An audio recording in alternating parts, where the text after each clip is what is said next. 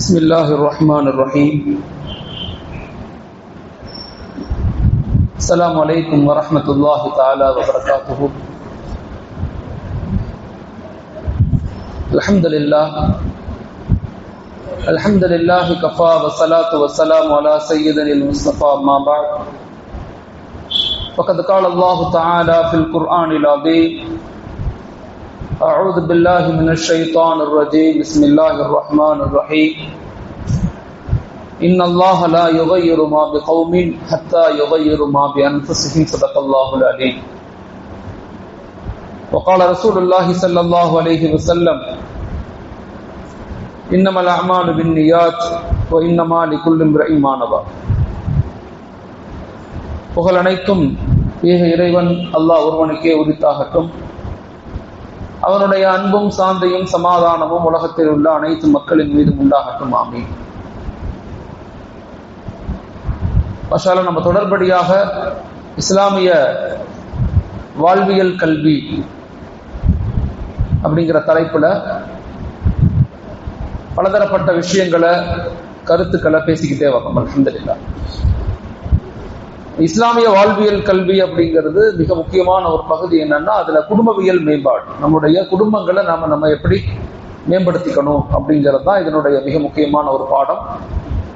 தமிழ்நாடு முழுக்க கிட்டத்தட்ட இது ஒரு 22 நாட்களாக 22 days கோர்ஸ். இது ஆக்சுவலா 22 hours கோர்ஸ், 22 மணி நேரம் கோர்ஸ். இது எல்லா கல்லூரிகள்ல, ஜமால் முஹம்மது காலேஜ், தகத்துல்லாஹா காலேஜ், இப்படி பெரிய பெரிய கல்லூரிகள்ல இந்த பாடமாக எடுக்கிறதுக்கு மாஷாஅல்லாஹ் அவங்க எடுத்துக்கொண்டு இருக்கிறாங்க. இப்ப நம்ம ஒவ்வொரு மஸ்ஜிதுகள்லையுமே குறிப்பாக இளைஞர்கள், பெண்களுக்கு மத்தியில இந்த வகுப்பை கொண்டு போகணும் அப்படிங்கிறது தான் நம்முடைய இலக்கு, திட்டம். மாஷாஅல்லாஹ், அதனுடைய ஒரு பகுதியாகத்தான் இன்னைக்கு நம்ம பேரணாம்பட்டில் தொடர்ந்த வகுப்புகளாக இதை நம்ம 15 நாள் வகுப்பாக நம்ம நடத்தி கொண்டே வர்றோம். இதுல மிக முக்கியமாக 2வது பகுதி குடும்பவியல் மேம்பாடு விஷயமாக படிச்சுட்டு இருக்கோம். இன்னைக்கு பார்க்கக்கூடிய இந்த பாடம் அப்படிங்கிறது ஒரு கணவன் மனைவிக்கு மத்தியில எப்பெல்லாம் ப்ராப்ளம்ஸ் ஏற்படும், அதனுடைய தீர்வுகள் என்ன, முதல்ல பொறுப்புகள் என்ன, கணவனுடைய பொறுப்பு என்ன, மனைவியுடைய பொறுப்பு என்ன, 2 பேரும் சேர்ந்து செயல்படுவதனுடைய பொறுப்பு என்ன அப்படிங்கறதெல்லாம் படிச்சோம் நம்ம. இன்னைக்குள்ள பாடம்ங்கிறது கணவன் மனைவி மத்தி ஒரு குடும்பத்துல அன்றாட வாழ்வியல்ல, டே டு டே ஆக்டிவிட்டியில எப்ப ப்ராப்ளம்ஸ் ஏற்படும், எப்ப ப்ராப்ளம் அந்த கணவன் மனைவிக்கு மத்தியில எதனால ஏற்படும், அதற்குண்டான தீர்வுகள் என்ன அப்படிங்கறத இன்னைக்கு நாங்க படிக்க போறோம். மாஷாஅல்லாஹ். எப்பயுமே இந்த பிரச்சனைகளை நம்ம தெரிஞ்சுக்கிட்டோம். எங்கெல்லாம் ப்ராப்ளம் வருதுன்னு ஒரு கணவனும் மனைவி அண்டர்ஸ்டாண்ட் பண்ணிட்டாங்கன்னா அந்த ப்ராப்ளத்திலிருந்து அவங்க தன்னை பாதுகாத்துக் கொள்றதுக்கு ஒரு வாய்ப்புகள் இருக்கும். அதன் அடிப்படையில் முதல் பிரச்சனை, முதல் தீர்வு என்ன அப்படின்னா, முதல் ப்ராப்ளமே என்னன்னா இபாதாத்துகளின் குறைபாடு. அதான் மிகப்பெரிய ப்ராப்ளம். சுத்தி அங்கதான் நிற்கும். எப்ப நம்ம குடும்பங்கள்ல ஒரு கணவன் மனைவி அல்லாஹுடைய தொடர்புல சரி ஆயிட்டாங்களோ அப்ப அந்த குடும்பம் டெவலப் ஆயிடும். எப்ப 2 பேத்துல யாராவது ஒருத்தவங்கள்ட்ட ப்ராப்ளம் இருந்தாலும், தொழுகலை, குர்ஆன் ஓதுறதில்ல, ஒழுக்கமாக நடந்து கொள்றதில்ல, வார்த்தைகள் சரியாக இல்லை அப்படிங்கிறப்ப அந்த 2 பேத்துக்கு மத்தியில முதல்ல ப்ராப்ளம் அங்கதான் ஏற்படும். அதனால முதலாவது ஒரு பிரச்சனைக்கான தீர்வு என்னன்னா, நம்ம 2 பேரும், ஒரு கணவன் மனைவி 2 பேருமே இபாதாத்துகள் மீது கொஞ்சம் கவனமாக இருக்கணும். இது முதல் விஷயம். 2வது என்னன்னா சகிப்புத்தன்மையின் குறைபாடு, டாலரன்ஸ், சபுர். எப்ப ஒரு கணவன் வருத்தப்படும் போது இல்ல கோவப்படும் போது ஒரு மனைவி பொறுமையா இருக்கணும், மனைவி கோவப்படும் போது கணவன் பொறுமையாக இருக்கணும். இந்த 2 பேத்துக்கு மத்தியில உண்டான சகிப்புத்தன்மையினுடைய குறைபாடு தான் குடும்பத்துல பல பிரச்சனைகள் வர்றதுக்கு காரணமாகும். 2 பேருமே எப்படி சகித்து கொண்டு வாழணும் அப்படிங்கறத நம்ம முதல்ல நிறைய படிச்சோம். ஒரு மனைவியிடத்துல சில குறைகள் இருக்கலாம், சில மன கஷ்டங்கள் இருக்கலாம், சில நேரங்கள்ல அவங்களுக்கு ஹைலுடைய காலங்கள்ல அவங்க மன அழுத்தத்துக்கு உள்ளாக்கப்படலாம். அந்த நிலையில ஒரு கணவன் மனைவியோடு ரொம்ப சீராக நல்ல முறையில் நடந்துக்கணும். இப்ப நிறைய பிரச்சனைகள் குடும்பத்துல எப்ப வரும்னா மனைவியினுடைய அந்த ஹைலுடைய காலங்கள்ல தான் ஏற்படும். ஏன்னா அந்த நேரத்துல பெண்கள் ரொம்ப மன அழுத்தத்துக்கு உள்ளாக்கப்படுவாங்க. பெயின், மனதளவுல உடலளவுல அது ஒரு பெயினாக இருக்கும். இஸ்லாமிய சமூகத்துல மாஷா அல்லாஹ் இந்த மார்க்கத்தினுடைய மிக உச்சகட்டமான ஒரு உண்மைய நிலை என்னன்னு சொன்னா, மற்ற மதங்களை போல பெண்களை நம்முடைய ஹைருடைய காலங்கள்ல ஒதுக்கிட மாட்டாங்க. இப்ப இந்து சமூகம் எல்லாம் பாத்தீங்கன்னா முன்னாடி எல்லாம், இப்ப குறைஞ்சு போச்சு, முன்னாடி அப்படி பாத்தீங்கன்னா அவங்க வீட்டுக்குள்ளேயே வரக்கூடாது. அவங்க வெளியில ஒரு கொட்டாய போட்டு வெளியில ஓரமா உட்கார வச்சிருப்பாங்க. சமைக்க கூடாது, அவங்க வீட்டுக்குள்ள வரக்கூடாது, வீட்டு உள்ள பொருட்களை தொடக்கூடாது, ஆண்களை நிமிர்ந்து பார்க்க கூடாது. இவ்வளவு விஷயங்கள், கட்டுப்பாடுகள் அந்த பெண்களுக்கு இருந்துச்சு. ஆனா இஸ்லாமிய சமூகத்துல அப்படி கிடையாது. இஸ்லாமிய சமூகத்துல அவங்களுக்கு தொழுகை மட்டும்தான் கிடையாது, மற்ற எல்லா விஷயங்களையும் அவங்க என்ன செய்யலாம், தொழுகை மட்டும்தான் கிடையாது. வீட்டுல இருக்கலாம், சமைக்கலாம், சாப்பாடு கொடுக்கலாம், கணவனுக்கு ஊட்டி விடலாம், குழந்தைகளுக்கு சாப்பாடு செஞ்சு கொடுக்கலாம், அவங்களுக்கு எல்லாமே செய்யலாம். இந்த மார்க்கம் பெண்களுக்கு எவ்வளவு உரிமைகள் கொடுத்திருக்குது. அப்ப சில நேரங்கள்ல அந்த பெண்களுக்கு ஏற்படுகின்ற அந்த மன அழுத்தங்கள், அந்த நேரத்துல ஒரு ஆண் சகித்து கொண்டு அந்த பெண்ணை ஏற்றுக்கொள்ளணும். அந்த நேரத்துல கோவப்பட்டு திட்டுறது, சண்டை போடுறது, அதெல்லாம் ரொம்ப பெரிய மன உளைச்சலுக்கு ஆளாகிடும் பெண்களை. அதனால அந்த சகிப்புத்தன்மை மிக முக்கியமானது. அப்ப எங்க ப்ராப்ளம் ஏற்படும்னா, எப்ப நம்மள்ட்ட பொறுமை இல்லையோ ப்ராப்ளம் ஏற்படும். மூணாவது, நம்பகத்தன்மையின் குறைபாடு, பிலீவிங் சிஸ்டம், யகீன், நம்பிக்கை.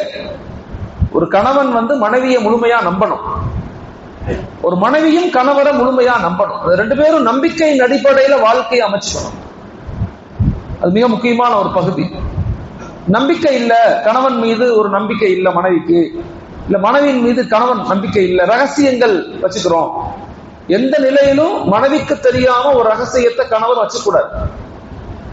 ரகசியம்னா என்ன, அது சொன்னா ப்ராப்ளம் ஆயிரும் அப்படிங்கறத ரகசியம். அது மாதிரி ரகசியங்கள் வச்சுக்கொள்ளக்கூடாது. அதே மாதிரி மனைவிக்கு, கணவருக்கு தெரியாம மனைவி ரகசியமாக ஏதாவது செய்யறது, ரகசியமாக பேசுறது, ரகசியமாக வீடுகள்ல இருந்து பொருட்களை எடுத்து அடுத்தவங்களுக்கு கொடுக்கிறது, இது பெரிய ப்ராப்ளத்தை ஏற்படுத்தும். இந்த நிலை குடும்பத்தில் இருக்கக்கூடாது. எதுவாக இருந்தாலும் பேசணும், கணவரும் பேசணும், மனைவியும் பேசணும். உதாரணத்துக்கு ஒரு மனைவி அவங்க வீட்டுல வறுமை, கஷ்டம். அப்ப என்ன செய்யறாங்க, கணவர்கிட்ட கேட்கிறாங்க, இப்படி எங்க அம்மா வீட்டுல ரொம்ப கஷ்டப்படுறாங்க, அவங்களுக்கு ஏதாவது நம்ம உதவி செஞ்சா நல்லா இருக்கும் அப்படின்னு ஒரு மனைவி கேட்கணும். அதை கணவன் என்ன செய்யணும், தாராளமான முறையில் அதை செய்யணும். ஓகேப்பா, நீ என் கூட இருக்கிற, உனக்காக அதை நான் செய்யறேன், உங்க வீட்டுக்கு நான் ஏதாவது சின்ன உதவி செய்யறேன், என்னால முடிஞ்ச அளவுக்கு நான் ஹெல்ப் பண்றேன் அப்படிங்கறத கணவன் என்ன செய்யணும், அதை அக்செப்ட் பண்ணணும். ஒருபோதும் மனைவி கணவருக்கு தெரியாம கணவனுடைய சம்பாத்தியத்திலிருந்து எடுத்து கொடுத்துடக்கூடாது. இது பிரச்சனை. இன்னொரு பக்கத்து, கணவர் அப்படி கேட்டு கணவர் ஏற்றுக்கொள்ளாம திட்டக்கூடாது. நான் கஷ்டப்பட்டு சம்பாதிச்சு உன் வீட்டை கொடுப்பேனான்னு சொல்லக்கூடாது. வாயை திறந்து ஒருத்தவங்க கேட்டுட்டாங்க அப்படின்னா நம்மளால என்ன முடியுமோ அது யாராக இருந்தாலும் உதவி செய்யணும். அது உதவி ரொம்ப முக்கியமானது. ஓகே, அதை நம்ம அவசியமான முறையில அவங்களுக்கு அப்படி ஒரு நம்பகத்தன்மையோடு கணவர் மனைவி வாழ முயற்சிக்கணும். இது மூணாவது. நாலாவது எங்க ப்ராப்ளம் ஏற்படும்னா, அதிகப்படியான இன்திசார், எதிர்பார்ப்புகள். ரொம்ப இன்திசாம் பண்றது, ரொம்ப இன்திசார் தானே, இன்திசார்னா ரொம்ப எதிர்பார்ப்புகள், எக்ஸ்பெக்டேஷன்ஸ், மோர் எக்ஸ்பெக்டேஷன் வைக்கிறது. என் மனைவி அப்படி இருப்பாங்க, நான் வீட்டுக்கு போனோம்னா இப்படி ட்ரெஸ் பண்ணிருக்கணும், இப்படி இருக்கணும், அப்படி இருக்கணும், அந்த மாதிரி நினைக்கிறது.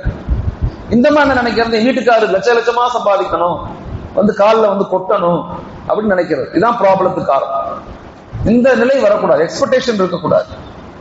அல்ஹம்துலில்லாஹ், என் மனைவி எப்படி இருப்பாங்களோ அப்படித்தான் இருப்பாங்க, என் கணவன் எப்படி சம்பாதிக்கிறோ அப்படித்தான் சம்பாதிப்பார். அதுக்குள்ள என் குடும்பத்தை சந்தோஷமாக, நேர்மையாக, அல்லாஹ்வுக்கு பயந்து என் வாழ்க்கையை நான் வச்சுக்கணும் அப்படிங்கிற ஒரு மனநிலை வரணும். வாழ்க்கையில வெற்றி என்பது உடனே கிடைச்சிடாது. லைஃப்ல முன்னேற்றம்ங்கிறது இன்னைக்கு நைட்டு எல்லாரும் உட்கார்ந்து பேசி நாளைக்கு ஒரு வேலைக்கு போய் நாளை கழிச்சு லைஃப்ல ஜெயிச்சிட முடியாது. இன்னைக்குள்ள இளைஞர்கள், ஆண்களும் சரி பெண்களும் சரி, அவங்களுடைய மனநிலைகள் இன்னைக்கு எப்படி இருக்குன்னா, சீக்கிரமே படிச்சு முடிக்கணும், சீக்கிரமே எல்லாத்தையும் கத்துக்கணும், சீக்கிரமே ஒரு வேலைக்கு போகணும், சீக்கிரமே லட்சமா சம்பாதிக்கணும், சீக்கிரமே கார் வாங்கணும், சீக்கிரமே லைஃப்ல செட்டில் ஆகணும், அப்புறம் சீக்கிரமே மௌத்தாதான் போகணும். நல்லா பார்த்தாரு, எல்லாமே சீக்கிரம் நடந்துடணும். அப்படி இருக்கக்கூடாது. அந்தந்த காலத்துல அந்தந்த கஷ்டங்களை, அந்தந்த நிலைகளை நம்ம அடையத்தான் செய்வோம். அது எல்லாத்தினுடைய வாழ்க்கையிலையும் நடக்கும். என் வாழ்க்கையிலையும் நடக்கும், உங்க வாழ்க்கையிலையும் நடக்கும். எப்பயுமே நம்ம எப்படின்னா, வளர்ந்தவங்களை பாக்குறோம், அப்படித்தானே? ஒருத்தவங்க வளர்ந்து நிற்பாங்க, ஒரு ஃபேமிலி நல்ல மாஷா அல்லாஹ் கஷ்டப்பட்டு வளர்ந்து வீடு கட்டி கார் வாங்கி அப்படி ஒரு ஃபேமிலி இருக்கும். அந்த ஃபேமிலியை பார்த்து நம்ம அந்த ஃபேமிலி மாதிரி வந்துடணும், நாளைக்கே வந்து நாளைக்கு வர முடியாது. ஒருத்தவங்க வளர்ந்து நிக்கிறாங்கன்னா அதுக்கு பின்னாடி எவ்வளவு கஷ்டம் இருக்கும், எவ்வளவு உழைப்பு இருக்கும், எவ்வளவு சகிப்புத்தன்மை இருக்கும், எவ்வளவு இரவு பகலா முழிச்சிருப்பாங்க. அதுக்கு பிறகுதான் அந்த இடத்தை அடைய முடியும். இளைஞர்கள் வாழ்க்கையில பெண்களும் சரி ஆண்களும் சரி உடனே ஜெயிக்கணும்னு ஆசைப்படாதீங்க. வாழ்க்கையை அந்தந்த நிமிடங்களை ரசிங்க. எந்த நிலையிலும் இந்த கடன் வாங்கி ஒரு வாழ்க்கையை வாழ்ந்துடாதீங்க. இந்த கடன் வாங்கி வாழ்ந்த வாழ்க்கை வாழ்ந்தோம்னா அதை விட ஒரு கை சேதமான அழுத்தமான நிலை எங்கேயுமே யாருக்கும் இருக்காது. முடிஞ்ச அளவுக்கு எங்க அத்தா அடிக்கடி என்கிட்ட சொல்லுவாங்க, எவ்வளவு கஷ்டமா இருந்தாலும் வீட்டுல உள்ளதை வச்சு சாப்பிட்டு வாழ்ந்துடணும். யார்கிட்டையும் போய் கடன் வாங்குறது இஸ்லாத்துல கூடும், வட்டி வாங்குறதுதான் கூடாது. ஆனா கடன் வாங்காம இருக்கிறது சால சிறந்தது. ரொம்ப எவ்வளவு முடியுமோ அவ்வளவு தவிர்த்துக்கணும். 90% தவிர்த்துக்கணும். இன்னைக்குள்ள சமூக ஜெனரேஷனுடைய ப்ராப்ளம் என்னன்னா, சமீபத்திய ஆய்வு சொல்லுது, முன்னாடி எல்லாம் ஒரு சம்பளம் வருதுன்னு வச்சுக்கோங்களேன், குடும்பத்துக்கு ஒரு சம்பளம் வருதுன்னா அது 15ஆம் தேதி வரையும் 16ஆம் தேதி வரையும் தாக்கு பிடிப்பாங்களாம். ஒரு 20 வருஷத்துக்கு முன்னாடி ஓகே, 16ஆம் தேதி 17ஆம் தேதி வரையும் கையில காசு இருக்கும். ஆனா இன்னைக்கு ஜெனரேஷனுக்கு சம்பளம் 2ஆம் தேதி கையில காசு இருக்காது, அக்கௌண்ட்ல காசு இருக்காது. ஏன்னா அவ்வளவும் இஎம்ஐ, அவ்வளவு இஎம்ஐ. இந்த உலகம் என்ன செய்யுதுன்னா, நம்மள வாங்கு வாங்கு வாங்குன்னு சொல்லிக்கிட்டே இருக்கு. எதையாவது வாங்கு, டிவியில காட்டுறான், போன்ல காட்டுறான், எங்க பக்கத்து போன திருப்பினா அங்க ஒரு அட்வர்டைஸ்மெண்ட் வரும், நீ இதை வாங்கு இப்படி வாங்கு அப்படி வாங்கு. அந்த போன் அப்பதான் வாங்கியிருப்பான், ஒரு வருஷம் கூட இருக்காது, உடனே அடுத்த ஒரு அப்டேட் சொல்லுவான். உடனே இந்த போனை போய் 1 லட்சம் ரூபாய் போனை போய் என்ன செய்வான், 25,000 வித்து திரும்பி இன்னொரு 80,000 போட்டு இன்னொரு போனை வாங்குவான். இன்னைக்கு இளைஞர்கள் நிலைகள், பெண்களுடைய நிலைகள். அப்ப ஆய்வு என்ன சொல்லுதுன்னா, எதுலையுமே எல்லாத்துலயும் இஎம்ஐக்குள்ள மாட்டிக்கிறாங்க. இன்னைக்கு எல்லாமே கார் இஎம்ஐ, வீடு இஎம்ஐ. ஒரு இந்த உலகத்துல இந்த கேபிட்டலிசம் அப்படின்னு சொல்றாங்கல்ல, முதலாளித்துவம், அதுக்கு பேர் முதலாளித்துவம், கேபிட்டலிஸ்ட் கண்ட்ரின்னு சொல்லுவாங்க. இப்ப இருக்கிறது கார்பரேட்டிசம். கேபிட்டலிசம் போய் கார்பரேட்டிசம் வந்துருச்சு. அப்படின்னா என்ன அப்படின்னா, முதலாளித்துவம் இருக்கும் போது மனிதர்களை வறுமையில கொண்டு அடிமைகளாக அரசு வச்சிருக்கும். வறுமைகள்ல கொண்டு நான் பின்னாடி பொருளாதாரத்தை பத்தி நடத்தும் போது நடத்தல, சுருக்கமா இப்ப சொல்றேன். வறுமையில ஆக்கி காசு பணம் இருக்காது. முன்னாடி எல்லாம் என்ன செய்வாங்க, மக்கள் கை கட்டி நிற்பாங்க, ஐயா சொல்லுங்க ஐயா, சாப்பாடு தான் கொடுங்க ஐயா, நான் வேலை செஞ்சு கொடுக்குறேன், சாப்பாடு தான் கொடுங்க, இப்படித்தான் இருப்பாங்க ஒரு 40-50 வருஷத்துக்கு முன்னாடி. ஓகே, மக்களை வறுமையில வச்சு அவங்கள சுரண்டுது. இப்ப என்னன்னா, அளவுக்கு மீறி கொடுத்து அவனை அடிமையாக மாத்துறது. அதான் கார்பரேட்டிசம். கேபிட்டலிசத்துக்கும் கார்பரேட்டிசத்துக்கும் உள்ள வித்தியாசமா தான். இன்னைக்கு உள்ள எம்ப்ளாயிஸ்ல பெரிய பெரிய கம்பெனில 2 லட்சம் சம்பளம், 3 லட்சம் சம்பளம், 1 லட்சம் சம்பளம் அப்படின்னு வேலைக்கு போவாங்க. வேலைக்கு போய் 3 மாசத்துல பக்கா பிளான் பண்ணி அந்த கம்பெனி என்ன செய்வான்னா, கிரெடிட் கார்டு, வீட்டு loan, car loan, phone loan, எல்லாத்தையும் லோனை கொடுத்துருவான். சம்பளம் 1 லட்சம் ரூபாய் அக்கௌண்ட்டுக்கு வந்த உடனே 2ஆம் தேதி அந்த இஎம்ஐல இருந்து அந்த அக்கௌண்ட் இருந்து சைன் எல்லாம் புரிஞ்சு போயிடும். திரும்ப அடுத்து அந்த 1 லட்சம் சம்பாதிக்கிறதுக்கு எந்த விதமான சமூகத்தை பத்தி அவனால கவலைப்பட முடியாது. நல்லா யோசிச்சு பாருங்க, சமூகத்தை பத்தி யோசிக்கவே முடியாது. மக்கள் பின்தங்கிட்டாங்க, முஸ்லிம்கள் பாதிக்கப்படுறாங்க, வக்ஃப் சட்டம் வந்துருச்சு, எதை பத்தியும் அவங்களால யோசிக்கவே முடியாது. ஏன்? அவனுக்கு திரும்ப அந்த 1 லட்சம் சம்பாதிக்கணும்னா அந்த மாசம் ஃபுல்லா மாங்குன்னு உழைக்கணும். உழைச்சாதான் அந்த 1 லட்சம் அவன் கொடுப்பான். அந்த 1 லட்சம் அக்கௌண்ட்டுக்கு வந்த உடனே 2ஆம் தேதி அக்கௌண்ட்ல பணம் இருக்காது. அப்ப திரும்ப கிரெடிட் கார்டு தான், ஃபுல்லா எங்க போனாலும் கிரெடிட் கார்டு தான். இவங்கதான் கார்பரேட் எம்ப்ளாயிஸ். இவங்கெல்லாம் வெளியே பார்க்கும் போது 2 லட்சம் சம்பளம், ஆனா வாழ்க்கை பாத்தீங்கன்னா அழுத்தம். 28 வயசு 30 வயசுல வீடு வாங்குவார் இஎம்ஐல. வீடு வாங்கினா 60 வயசு வரையும் கட்டணும், 57 வயசு வரையும் கட்டணும், 30 வருஷம் லோன் இஎம்ஐ. இப்படித்தான் நீங்க மேக்சிமம் 70% இளைஞர்களுடைய வாழ்க்கை முறை இப்படித்தான் போகுது. இன்னைக்கு பெரிய பெரிய ஸ்காலர்ஸ், பெரிய பெரிய பிசினஸ் மேன் எல்லாம் பயப்படுறாங்க, நெக்ஸ்ட் ஜெனரேஷன் நினைச்சு வருத்தப்படுறாங்க. பாருங்க, இன்னைக்கு பேப்பர்ல எல்லாரும் பார்த்திருப்பீங்க நினைக்கிறேன். மனைவி அட்வொகேட், கணவன் டாக்டர், 2 குழந்தைங்க இன்னைக்கு சூசைட் பண்ணி இறந்து போயிட்டாங்க. காரணம் என்ன? கடன் தொல்லை. மனைவி அட்வொகேட், படிச்சாதான் முன்னேறலாம் சொல்றானே, படிச்சே முன்னேறலங்கிறான். மனைவி அட்வொகேட் ஆயிருச்சு, இவரு எம்பிபிஎஸ் டாக்டர். எவ்வளவு சம்பாதிப்பாங்கல்ல, எல்லாம் இருக்கும். 2 பிள்ளைங்க, ஆனா 4 பேருமே தற்கொலை பண்ணி இறந்து போயிட்டாங்க. 2 குழந்தைகளுக்கும் ஊசியை போட்டுட்டு இவங்களும் தற்கொலை பண்ணி இறந்துட்டாங்க. காரணம் என்ன? Over expectation. வாழ்க்கையில அப்படி வாழ்ந்துடலாம், இப்படி வாழ்ந்துடலாம், இங்க போயிடலாம், அங்க போயிடலாம், அந்த வெளிநாட்டுக்கு போயிடலாம், இந்த டூருக்கு போயிடலாம். இப்படியே தான் மனிதர்கள் ஒண்ணு மனைவியுடைய அழுத்தத்துல வாழ்றாங்க, இல்ல கணவனுடைய ஊதாரித்தனத்துல வாழ்றாங்க. இப்படி இருக்கக்கூடாது. ரொம்ப முக்கியமான ஒரு பகுதி. இன்னைக்கு ஜெனரேஷன் ரொம்ப ஆழமா புரிஞ்சுக்கங்க. வாழ்க்கையில சேஞ்ச், வளர்ச்சி, முன்னேற்றம் உடனே நடக்காது. மெதுவா வளருங்க. அந்தந்த நேரத்தை, அந்தந்த காலத்தை ரசிச்சு ரசிச்சு வாழுங்க. படிக்கும் போது ரசிச்சு படிங்க, வேலைக்கு போகும்போது கஷ்டப்படுங்க. கஷ்டப்பட்டாதான் வாழ்க்கை. நான் கஷ்டப்பட மாட்டேன்.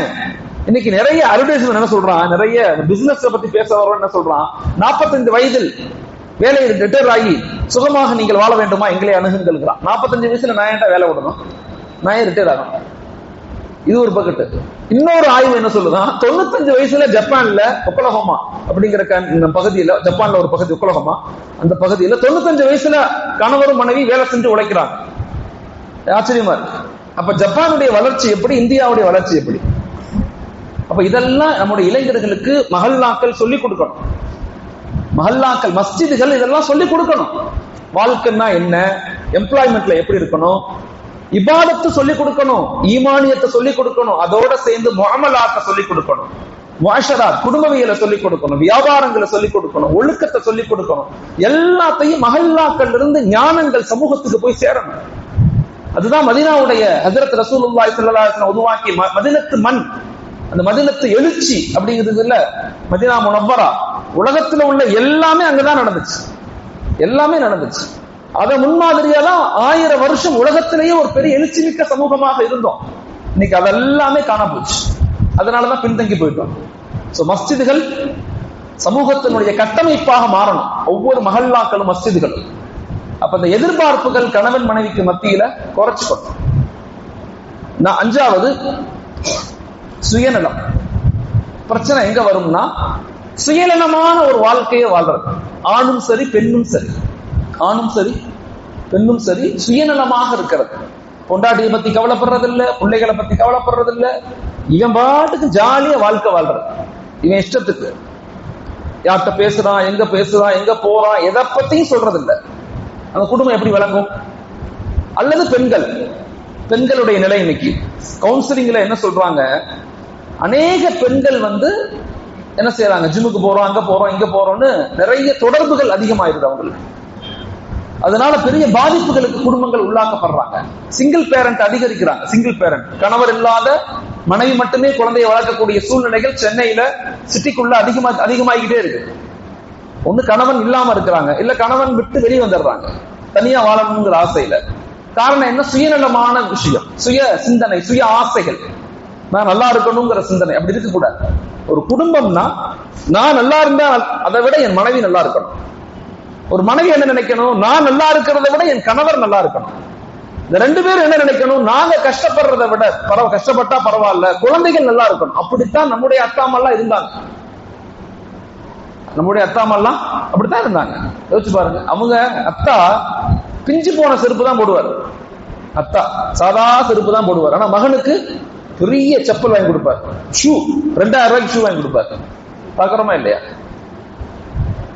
எங்க அத்தா சைக்கிள்ல தான் போனாங்க. நான் இன்னும் அது ஞாபகம் இருக்கு எனக்கு. சைக்கிள்ல தான் எங்க அத்தா போனாங்க கடைசி வரைக்கும். அவங்களுடைய வேலையிலிருந்து வேலை உடுற வரைக்கும் சைக்கிள் தான். ஆனா எனக்கு 16-17 வயசுல வண்டி வாங்கி கொடுத்தாங்க, ஸ்ப்ளெண்டர் எனக்கு. ஆனா அவங்க சைக்கிள்ல தான் போவார். அந்த நிலைமை இப்பதான் எனக்கு புரியுது. அப்ப அந்த நிலையில ஒரு தந்தையுடைய மனநிலை எப்படி இருக்கும்? தான் எப்படி இருந்தாலும் பரவாயில்ல, ஆனா என் புள்ள நல்லா இருக்கணும். அப்படிதான் 20 வருஷம் 25 வருஷத்துக்கு முன்னாடி இருந்தாங்க. ஆனா இன்னைக்கு நம்முடைய நிலைகள் எப்படி இருக்குன்னு யோசி.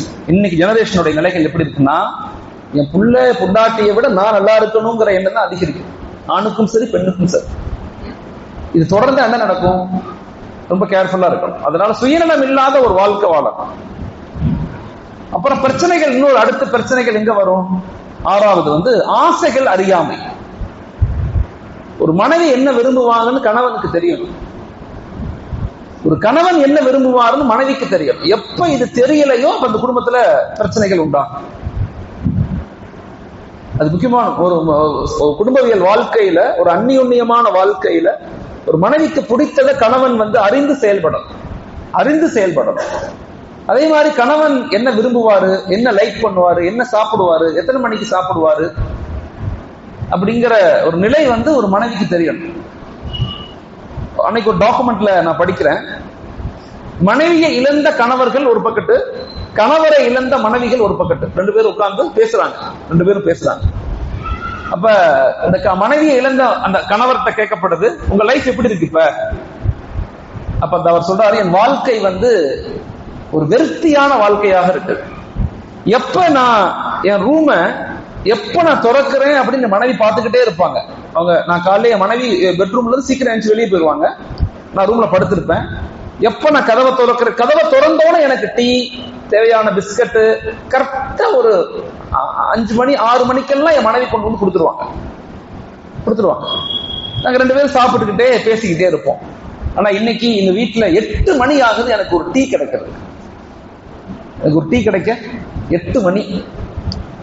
நான் என்னுடைய மருமகளையோ என் ஃபேமிலியோ நான் குறை சொல்லல. அவங்க சூழ்நிலை, அவங்க அப்படித்தான் வளர்ந்துட்டாங்க.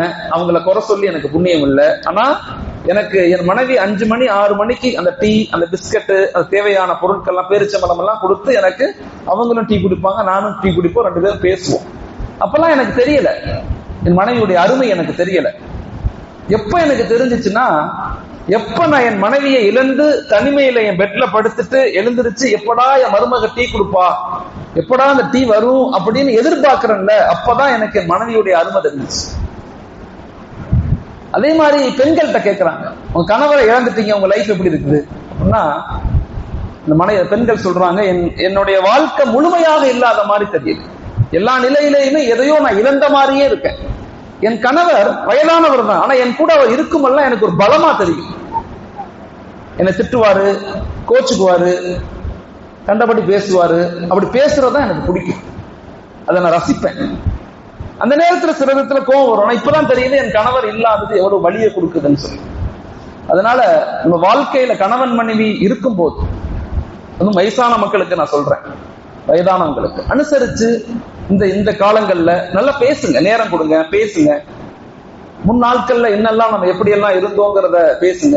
குழந்தைகளுக்கு சேர்ந்து துவா செய்யுங்க, கருத்துக்களை வெளிப்படுத்துங்க. மனைவியுடைய சின்ன சின்ன ஆசைகள் என்னன்னு தெரிஞ்சுக்கங்க, அதை செய்வதற்கு முயற்சி செய்யுங்க. இதெல்லாம் ஸல்லல்லாஹு அலைஹி வஸல்லம் கற்றுக் கொடுத்திருக்கிறாங்க. ஒரு மனைவி என்ன விரும்புவாங்கன்னு ஸல்லல்லாஹு அலைஹி வஸல்லம் தெரியும், எல்லா மனைவி என்ன விரும்புவாங்க. அப்ப அதனால வாழ்க்கையில கணவன் மனைவியுடைய ஆசைகளை அறிந்து நம்ம செயல்படணும். 7வது, தரக்குறைவான வார்த்தைகளை பேசுறதுனாலதான் பிரச்சனை வருது. அடுத்த பிரச்சனை எங்க வருதுன்னா, உச்சகட்டமான வார்த்தைகளை பேசிடுறது, அசிங்கமான வார்த்தைகள், கடினமான வார்த்தைகள், மனதை உடைக்கிற மாதிரி. அதிலும் குறிப்பாக நான் ஆண்களுக்கு சொல்றேன், ஆண்கள் பேசும்போது வேணும்னே வீட்டை விட்டு வெளியே போ அப்படிங்கிறது கோவத்துல. அப்ப அவங்களுக்கு என்ன, நம்மளை விட்டா வேற யாரும் இல்லை அந்த பெண்மணிக்கு அப்படிங்கறதுனால ஒரு ஆண் என்ன செய்யறது, உச்சகட்டமான அதிகார துணியில என் வீட்டை விட்டு வெளியே போ அப்படிங்கிற வார்த்தைகளை பேசுறது, ரொம்ப கொஞ்சம் கேவலமான ஆபாசமான வார்த்தைகள்ல திட்டுறது. இது ஆண்களுடைய பழக்கம். அப்படி இருக்கக்கூடாது. எவ்வளவு பிரச்சனைகள் வந்தாலும், கோபம் வந்தாலும் வார்த்தைகள் நிதானமாக வெளியாகும். அவங்களுக்கு புரிய வைக்க முயற்சிக்கணுமே தவிர உடைக்கிறதுக்கு முயற்சி செய்யக்கூடாது. புரிய வைக்க முயற்சி செய்யணும், அவங்களை எப்படியாவது புரிய வைக்க முயற்சி செய்யணும், உடைச்சிடக்கூடாது, மனதை உடைச்சிடக்கூடாது. 8வது, பிரச்சனைகளை பகிரங்கப்படுத்துதல். அடுத்த பிரச்சனை என்ன, குடும்பத்தில் ஏற்படக்கூடிய ப்ராப்ளத்துக்கு காரணம் என்ன, ஊரெல்லாம் போய் கணவரை சொல்லிடுறது, என் வீட்டுக்காரர் விளங்காத ஆளு, உலகம் இல்லாம இருக்காரு அப்படின்னு சொல்லிடுறது, போய் அவங்க அம்மா வீட்டுல போய். அது பின்னாடி பிரச்சனையா மாறும். இல்லைன்னா அந்த கணவர் என்ன செய்யறது, மனைவியை பத்தி தவறான சில கருத்துக்களை, அவ ஒன்னும் சரியில்லை, அவ ஒன்னும் எனக்கு எதுவுமே சரியா இது பண்ண மாட்டேங்கிறா, அவங்களோட வாழ்றது வேஸ்ட் அப்படின்னு சொல்லி அவங்க அம்மாட்ட, அக்கா தங்கச்சிட்டு சொல்லிடுறது. ஒரு கணவன் மனைவிக்குள்ள ரகசியங்கள் இருக்கும், சில விஷயங்கள் இருக்கும், பன்னியுண்ணியம் இருக்கும், வாழ்க்கை இருக்கும், பல விஷயங்கள் உள்ளுக்குள்ள இருக்கு. அந்த உள்ளுக்குள்ள உள்ள அந்த ரகசியங்களை போய் பகிரங்கப்படுத்தக்கூடாது. பகிரங்கப்படுத்தும் போது நம்பிக்கையின்மை ஏற்படும், அது கணவன் மீது மனைவியின் மீது. ஓகே, இன்னைக்கு சில நேரங்கள்ல பெண்கள் ரொம்ப ஆபாசமான கருத்துக்களை கூட சொல்லிடுறாங்க வெளிப்படையா. கோர்ட்ல பிரச்சனைகள் வரும்போது என் கணவர் ஒரு ஆம்பளையே இல்லைன்னு டக்குன்னு சொல்லிடுறாங்க. அந்த வார்த்தைகள் ஆணை கில் பண்ணிடும், அவ்வளவு மோசமான வார்த்தை அது. வேற வழி இல்லாம அந்த வார்த்தைகளை பேசுறாங்க பெண்கள். அப்படிலாம் சொல்லக்கூடாது. எந்த நிலையிலும் அவர் 2 குழந்தை பெற்றிருப்பாரு, ஆனா அந்த அம்மா என்ன செய்யும், கோர்ட்ல போய் சில நேரங்கள்ல கவுன்சிலிங்ல வேகமா பேசிடும். அப்படிலாம் பேசிடக்கூடாது. அதே மாதிரி இந்த கணவன் வேணும்னே என்ன செய்யறான், சில நேரங்கள்ல மனைவிய கஷ்டப்படுத்தணும்னு சொல்லி, எனக்கு தெரியாம இவர் நிறைய பேர்கிட்ட போன் பேசுறான்னு சொல்லி இல்லாத ஒண்ண ஒரு ஆண் வெளிப்படுத்துறது. இதெல்லாம் அவதூறான விஷயங்கள். இந்த அவதூறுலாம் பெரும்பாவங்கள்.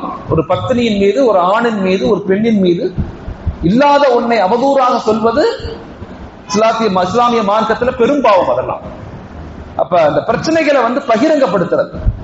இந்த பிரச்சனைகள் பகிரங்கமாகும் போது பலதரப்பட்ட குழப்பங்களும் மோசமான விளைவுகளும் சமூகத்தில் ஏற்படும். இப்ப இது மாதிரி பல விஷயங்கள் இருக்கு. இந்த முதலாவதாக இந்த 8 விஷயங்களையுமே நாம நம்முடைய குடும்பங்கள்ல ஏற்படும் போது எப்படி எப்படி நடந்துக்கணும், எப்படி எப்படி வாழ்க்கையை அமைச்சுக்கணும் அப்படின்னு ஒரு ஆணுக்கும் பெண்ணுக்கும் புரிஞ்சிருச்சு, விளங்கிருச்சு அப்படின்னு சொன்னாவே லைஃப் மாஷா அல்லாஹ் ரொம்ப இன்பமாக நல்லதாக இருக்கும். அதே போல அடுத்து சிறந்த நேரம் கொடுக்காமல் இருத்தல். சில நேரங்கள்ல முடிவுகளை உடனே எடுக்கக்கூடாது. முடிவுகள் உடனே எடுக்கப்படக்கூடாது. எனக்கு கல்யாணமாகி 1 மாசம் 2 மாசம் கூட நிறைய குடும்பத்துல இந்த பிரச்சனை இருக்குது. 1 வருஷம் கூட ஆகாது அந்த அம்மா கன்சீவ் ஆக, குழந்தை பக்காம இருக்கும். உடனே என் பிள்ளைக்கு வேற பொண்ணு பார்த்துடலாம், வேற பொண்ணு பார்த்துடலாம், இந்த பொண்ணு சரியில்லை. இதெல்லாம் மோசமான விளைவுகளை ஏற்படுத்தும். அப்படிலாம் செய்யக்கூடாது. எத்தனையோ நான் கவுன்சிலிங்ல பார்த்துருக்கிறேன். 1 வருஷம் 1.5 வருஷத்துல எல்லாம் அந்த பெண்ணை என்ன செஞ்சுட்டாங்க, தள்ளி வச்சுட்டாங்க, வேற பொண்ணை கல்யாணம் பண்ணாங்க. ஆனா அந்த குடும்பத்துக்கு இன்ன வரையும் குழந்தை இல்லை. அந்த பொண்ணு வெளியே போய் செகண்ட் மேரேஜ் பண்ணி அந்த பொண்ணுக்கு 2 குழந்தை. இப்படி நிறைய குடும்பங்களை நான் பார்த்துருக்கிறேன் கவுன்சிலிங்ல. அதனால தயவு செய்து எதுக்குமே ஒரு கால அவகாசம் கொடுக்கணும். அவசரப்படக்கூடாது, டக்கு டக்குன்னு முடிவெடுக்க கூடாது. நிதானமாக பொறுமையாக உட்கார்ந்து பேசி என்ன ப்ராப்ளம், என்ன செய்யலாம் யோசிக்கணும். அடுத்து நன்றி மறத்தல். ஒரு ஆணும் பெண்ணும், கணவன் கஷ்டப்பட்டு நமக்கு சம்பாதிச்சு கொடுக்கிறாரு, கஷ்டப்பட்டு இரவு பகலாக உழைச்சி நம்மளை கவனிச்சுக்கிறாரு, நம்ம அவருக்கு நன்றி உணர்வோடு இருக்கணும் அப்படிங்கிறத ஒரு பெண் உணரணும். அதை வார்த்தைகள்ல வெளிப்படுத்தணும் சில நேரங்கள்ல. அதே மாதிரி ஒரு ஆணும் விளங்கிக்கணும், நமக்காக நம்முடைய மனைவி கஷ்டப்பட்டு சமைச்சு நம்மளை கேர் பண்ணி எல்லாம் பார்த்துக்கிறாங்க, உண்மையிலேயே நீ எனக்கு மனைவியா கிடைச்சது ரொம்ப நல்லது அப்படிங்கிற வார்த்தையை சொல்லி சொல்லி அந்த பிரச்சனைகளை சரி செய்யணும். நன்றி மறந்து போகும்போது குடும்பத்துல பிரச்சனை உண்டாகும். அடுத்து விவாகரத்து என்ற வார்த்தையை கொண்டு மிரட்டுறது. நான் தலா குட்டுருவேன், உன்னைய இப்படி பண்ணிக்கிட்டே தலா குட்டுருவேன் சொல்லி சொல்லியே மிரட்டுறது. அப்படிலாம் செய்யக்கூடாது.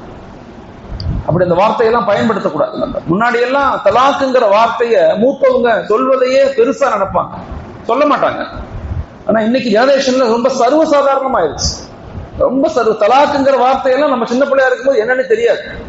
பெரியவங்க எல்லாம் அந்த வார்த்தையே பயன்படுத்த மாட்டாங்க, சேர்ந்து வாழணும் தான் ஆசைப்படுவாங்க. ஆனா இன்னைக்கு தலாக்குங்கிற வார்த்தை ரொம்ப சர்வசாதாரணமா, டிவோர்ஸ்ங்கிற வார்த்தை, கோர்ட்டுக்கு போய் டிவோர்ஸ், கோர்ட்டே என்ன சொல்றான், ஜட்ஜ் அட்வொகேட்ஸ் என்ன சொல்றான், எங்கள்கிட்ட வராதிங்க முஸ்லிம்கள், எங்கள்கிட்ட வராதிங்க, போங்க உங்க ஜமாத்துக்கு போங்க, சரி பண்ணுங்க, கவுன்சிலிங் கொடுங்க அப்படின்னு சொல்றான். அப்ப அந்த வார்த்தையை கொண்டு மிரட்டக்கூடாது. அப்புறம் நேரம் கொடுக்காம, ஒரு கணவன் மனைவிக்குள்ள பிரச்சனைகள் எங்க வரும்னா நேரம் கொடுக்கணும். டெய்லி ஒரு நேரமாவது மனைவியோடு சேர்ந்து சாப்பிடுங்க. தயவு செய்து சொல்றேன், ஒரு நேரமாவது மனைவியோட பக்கத்துல உட்கார வச்சு, மனைவி நீங்க உட்கார்ந்து குழந்தைகள் உட்கார்ந்து சாப்பிடுங்க. நேரம் கொடுத்து சாப்பிடுங்க. ஒரு நேரமாவது. இந்த நேரம் கொடுக்காததுதான் பல ப்ராப்ளத்துக்கு காரணம். அப்ப அவங்களுடைய சிந்தனை, பேச்சு எல்லாம் மாற்றம் அடையும். நம்ம கம்பல்சரி ஒரு ஆண் பெண்ணுக்கு நேரம் கொடுக்கணும், ஒரு பெண் ஆணுக்கு நேரம் கொடுக்கணும். ஒப்பிட்டு பேசுவது அடுத்த பிரச்சனை எங்க வரும், ஒப்பிட்டு பேசுவது. ஒப்பிட்டு கம்பாரிசன் பண்றது. இந்த அந்த வீட்டுக்காரர் இருக்காரு, ரொம்ப நல்லா இருக்காரு, நீ நல்லாவா இருக்க அப்படின்னு சொல்லக்கூடாது. ஒரு பெண் அப்படி நினைக்க கூடாது. எங்க அக்கா வீட்டுக்காரு அவ்வளவு சம்பாதிக்கிறாரு, என் தங்கச்சி வீட்டுக்காரு இப்படி இருக்கிறாரு, நீ இப்படி இருக்கிற அப்படின்னு ஒரு ஆண்கிட்ட சொன்னா அந்த ஆணுடைய மனது உடைஞ்சு போயிடும். ஆண் அந்த பெண்ணோட இணைந்து வாழ்வதை விரும்ப மாட்டாங்க. அதே மாதிரி ஒரு பெண்ணிட்ட போய் இந்த அந்த பொண்ணு அப்படி இருக்கு, இந்த பொண்ணு இப்படி இருக்கு, என் மாமா பொண்ணு இப்படி இருக்கு அப்படின்னு சொல்லி அந்த அவங்களை கஷ்டப்படுத்தக்கூடாது, அவங்கள மனதளவுல கஷ்டப்படுத்தக்கூடாது. ஓகே, அப்படி கஷ்டப்படுத்தினோம்னா அவங்க நம்ம கூட சேர்ந்து வாழ்றதுல, சந்தோஷமா வாழ்றதுல நிறைய பிரச்சனைகள் உண்டாயிரும் குடும்பத்துல. இந்த கம்பேரிட்டிவ் பண்ணவே கூடாது. எப்பயுமே அப்படி அவங்க எதிர்பார்ப்பாங்க. இப்போ ஒரு கல்யாணத்துக்கு போறோம், நம்முடைய ரிலேஷன்ஸ் எல்லாம் வந்திருக்காங்க, பேசிக்கிட்டு இருக்கோம். அப்ப நம்ம மனைவிட்ட மாஷா அல்லாஹ் எல்லாத்த விட நீ தான் ரொம்ப அன்பா நடந்து கொள்ற, ரொம்ப எல்லாத்துட்டையும் கண்ணியமா நடந்து கொள்ற, பெரியவங்களை மதிக்கிற, எனக்கு பெரிய ஆச்சரியமாக இருக்கு, நீ கிடைச்சது பெரிய சந்தோஷம், அப்படி செய்யறாங்களோ செய்யலையோ அப்படி சில வார்த்தைகளை நீங்க பேச பேச உங்க மீது அன்பு அதிகரிக்கும், பாசம் அதிகரிக்கும். இந்த கம்பேரிட்டிவ் எப்ப பண்ண ஆரம்பிக்கிறோமோ அப்பதான் குடும்பத்துல விரிசல் உள்ள ஆரம்பிக்கும். அதெல்லாம் குறிப்பாக பெண்கள் இந்த வார்த்தைகளை பயன்படுத்தவே கூடாது. எங்க அக்கா வீட்டுக்காரர் நல்லா இருக்காரு, நிறைய சம்பாதிக்க, என் தங்கச்சி வீட்டுக்காரர் திறமையானவர் அப்படின்லாம் வார்த்தைகளை ஒரு பெண் பயன்படுத்திட்டாங்க, ஆண்கள்கிட்ட பயன்படுத்திட்டாங்கன்னா அதுதான் ப்ராப்ளத்தினுடைய முதல் ஸ்டெப்ஸே. அங்கதான் ஆரம்பிக்கும். ஒரு ஆணுடைய மனம், ஒரு ஆணுடைய வார்த்தைகள் தடித்து போகும். இறுதியாக இயல்புகளோடு ஏற்றுக்கொள்ள பழகணும். ஒவ்வொருத்தவங்களோட இயல்பு இருக்கும். ஒரு ஆணுக்குன்னு ஒரு இயல்பு இருக்கும், அந்த இயல்போட நம்ம ஏற்றுக்கொள்ளணும். ஒரு பெண்ணுக்குன்னு ஒரு சிபாத் இருக்கும், அந்த சிபாத்தோட ஏற்றுக்கொள்ள பழகணும். இப்படி நம்ம லைஃப்ல எல்லா நிலையிலையுமே இந்த 12 விஷயங்களையும் நம்ம அழகா புரிஞ்சு விளங்கி நம்ம செயல்படுத்த ஆரம்பிச்சிட்டோம்னா மாஷாஅல்லாஹ் நம்முடைய குடும்பங்கள்ல எங்கெங்கெல்லாம் ப்ராப்ளம் வரும் அப்படின்னு தெரிஞ்சுக்கிட்டோம்னா அதை தவிர்த்துக்கலாம். அதுக்கு தான் இந்த பாடம். இது ஆண்கள் பெண்களுக்கு நடத்தும் போது நிறைய கவுன்சிலிங்ல ரொம்ப அழகா சொல்லுவாங்க. நிறைய பேர் சொல்லுவாங்க, மௌலானா எதெல்லாம் எங்கள்கிட்ட ப்ராப்ளமா வருதோ கரெக்டா அதை சொல்றீங்க. எங்க ப்ராப்ளம் வந்துச்சு, என் மனைவி அதிகம் போன் பேசினாலது ப்ராப்ளம், கம்பேர் பண்ணது ப்ராப்ளம், என்னை குறை சொன்னது ப்ராப்ளம், ரகசியத்தை போய் அவங்க அம்மாட்ட பேசுனது ப்ராப்ளம், கரெக்டா சொல்லுவாங்க. அப்ப நம்ம அதை தான் இப்படி ஆய்வு செஞ்சு நம்ம அதை ஆண்களுக்கும் பெண்களுக்கும் பாடமாக எடுக்கிறோம். இந்த பாடம் அதை புரிஞ்சுக்கிட்டாங்கன்னா டக்குன்னு அவங்களுக்கு விளங்கும், இந்த நேரத்துல இப்படி நடந்துக்கணும், இந்த நேரத்துல எப்படி நடந்துக்கணும் அப்படிங்கறத மனநிலை அவங்களுக்கு உருவாக்கப்படும். கவுன்சிலிங் அப்படிங்கறதே ஒரு மைண்ட் செட் தான். கவுன்சிலிங் அப்படிங்கிறது லைஃப்ல என்னெல்லாம் நடக்கும், எப்படான் எப்படி இருப்பாங்க, எப்படி யோசிப்பாங்க, ஒரு பெண் எப்படி இருப்பாங்க, பெண் எப்படி யோசிப்பாங்க அப்படிங்கறத 2 ஜெனரேஷனுக்கும் 2 மக்களுக்கும் ஆணுக்கும் பெண்ணுக்கும் கற்றுக் கொடுக்கறதுக்கு பேர் தான் கவுன்சிலிங். முன்னாடி எல்லாம் அது குடும்பத்துல இருந்துச்சு, பார்த்து பார்த்து நம்ம பழகிட்டோம். ஆனா இப்ப அப்படி இல்ல, கூட்டு குடும்பம் இல்ல, அப்படி குடும்பங்களுக்குள்ளேயே சண்டை, என்ன எப்படி வாழணும், மனைவி ஒரு பெண் எப்படி இருப்பாங்க, எதுவுமே குடும்பத்துல கற்றுக் கொடுக்கறது இல்ல. நம்ம அத்தா கற்றுக் கொடுத்த மாதிரி நாம நம்ம பிள்ளைங்களுக்கு கற்றுக் கொடுக்கிறோமானா இல்ல. அப்ப அவங்களுக்கு இந்த கவுன்சிலிங் தற்கால சூழ்நிலையில ரொம்ப தேவைப்படுது. மாஷா அல்லாஹ் இது ஒவ்வொரு மஹல்லாக்களும் திட்டமிட்டு நம்ம நம்முடைய இளைஞர்களுக்கு இந்த சிந்தனைகளை கொண்டு போய் சேர்க்கணும். அல்லாஹ் நம்ம எல்லாத்தையும் ஏற்றுக்கொள்ளணும், கபூல் செய்யணும். ஜஸாக்குமுல்லாஹ். அஸ்ஸலாமு அலைக்கும் வரஹ்மத்துல்லாஹி வ பரகாத்துஹு.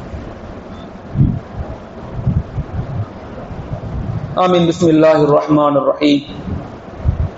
اللهم صل على سيدنا مولانا محمد وعلى ال سيدنا مولانا محمد وبارك وسلم عليه. ربنا اننا آمنا فاغفر لنا ذنوبنا وقنا عذاب النار. رب يسر ولا تعسر وتمم بالخير برحمتك يا ارحم الراحمين. ربنا ظلمنا انفسنا وان لم تغفر لنا وترحمنا لنكونن من الخاسرين. سبحان ربك رب العزة عما يصفون وسلام على المرسلين والحمد لله رب العالمين.